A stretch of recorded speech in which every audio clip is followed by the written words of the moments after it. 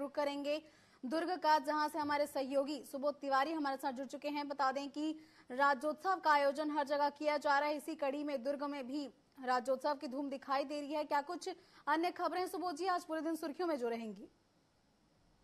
कमलेश्वरी जी, बड़ी बात है कि प्रदेश स्तर पर आह्वान के बाद राजधानी ही नहीं बल्कि प्रदेश के हर जिलों में राज्योत्सव का आयोजन किया गया। अब राज्योत्सव के धूम की बाद अब धान खरीदी के लिए प्रदेश सरकार जुट गई है। सभी प्रशासनिक तबकों के अधिकारियों को दिशा निर्देश दे दिए गए हैं कि कभी भी कहीं भी किसी भी तरह की लापरवाही देखने को नहीं मिलनी चाहिए। अब इसके तहत बताया जा रहा है कि बहुत जल्द धान खरीदी तो शुरू कर दी जाएगी, जिसके तहत दुर्ग जिले के सभी धान खरीदी केंद्रों में 12 लाख से भी ज्यादा बारदाने उपलब्ध करा दिए गए हैं। और बताया जा रहा है कि इसकी मॉनिटरिंग सीधे सीधे केंद्र सरकार के द्वारा की जाएगी कि कहीं भी मिलिंग को लेकर किसी भी तरह की कोई गड़बड़ी, गफलतबाजी, लापरवाही या भ्रष्टाचार देखने को ना मिले। दूसरी बड़ी बात है कि जिस तरीके से मॉनिटरिंग की जाएगी उसी तरीके से एक नया नियम, एक नया कानून सख्ती के साथ लागू किया गया है कि यदि आवश्यक वस्तु अधिनियम के तहत किसी भी राइस मिलर या मिलिंग को लेकर शिकायत दर्ज की गई होगी तो उसे इस बार के धान खरीदी की प्रक्रिया में शामिल नहीं होने दिया जाएगा। बड़ी बात है कि हर प्रक्रिया में शामिल नहीं होने दिया जाएगा, ये तो ठीक है, लेकिन अब ऐसा लगता है कि बहुत से ऐसे मिलर्स हैं जिन्होंने इस प्रक्रिया का पिछली दफा पूरी तरीके से ठीक तरीके से पालन नहीं किया था।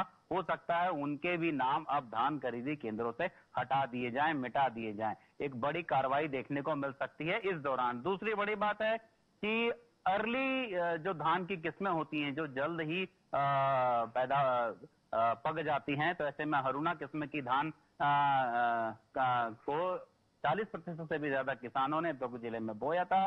कटाई की स्थिति आ चुकी है, हो सकता है बहुत जल्द कटने के बाद धान खरीदी केंद्रों में किसान अपनी फसलों को लेकर आ जाएं। और दूसरी बड़ी बात है कि एक बड़ा कड़ा नियम और लागू कर दिया गया है कि धान के परिवहन को लेकर जो राइस मिल और इधर उधर जो धान का परिवहन किया जाता है उसमें उस परिवहन में उपयोग में लाए जाने वाले ट्रकों पर एक लोकेशन डिवाइस लगाना अनिवार्य होगा, ताकि कहीं भी किसी तरह की गफलत या तस्करी देखने को मिले तो तत्काल सीधी कार्रवाई स्थानीय पुलिस और जिला प्रशासन के द्वारा की जा सके। तो इस तरह के कुछ कड़े सख्त नियमों के साथ अब धान खरीदी का काम जल्द शुरू हो जाएगा पूरे प्रदेश में और दुर्ग जिले में भी। दूसरी बड़ी बात है कि दुर्ग जिले में पुलिसिंग की बदहाल व्यवस्था को लेकर अब उसे सुधारने की कवायद में दुर्ग पुलिस प्रशासन जुट गया है, जिसके तहत आईजी रामगोपाल गर्ग ने कल की बात करें तो छावनी थाना क्षेत्र पहुंचकर सीएसपी कार्यालय में दबिश दी, आकस्मिक निरीक्षण किया और इस दौरान जो लापरवाही पाई गई अलग अलग थाना प्रभारियों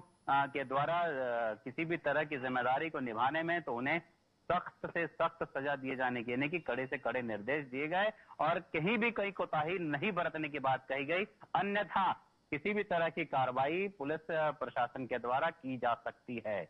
अब लगातार जो चाकूबाजी की घटनाएं अगर 24 से 48 घंटों के दौरान देखें और पिछले दिनों के दरमियान देखें तो 7 से 8 चाकूबाजी की घटनाएं हुई हैं, जिसमें कई लोग गंभीर रूप से घायल हुए हैं। अब ऐसी स्थिति में दुर्ग पुलिस पर उसकी पुलिसिंग पर सवालिया निशान लग रहे थे, जिसे सुधारने की कवायद पे अब आईजी साहब जुट गए हैं।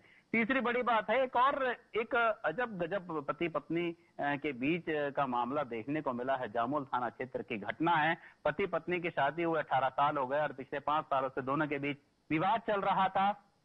पत्नी तलाक चाह रही थी और पति तलाक नहीं देना चाह रहे थे और विवाद की स्थिति की जानकारी देने के लिए, शिकायत करने के लिए जब पत्नी जामुल थाना पहुंची तो पीछे से उनके बेटे ने आकर बताया कि पिता ने घर पर फांसी लगाकर आत्महत्या कर ली है। इतने में तत्काल जामुल थाना की टीम उस महिला के घर पहुंचती है, लाश को पोस्टमार्टम के लिए भेज दिया जाता है और शिकायत दर्ज कर ली जाती है।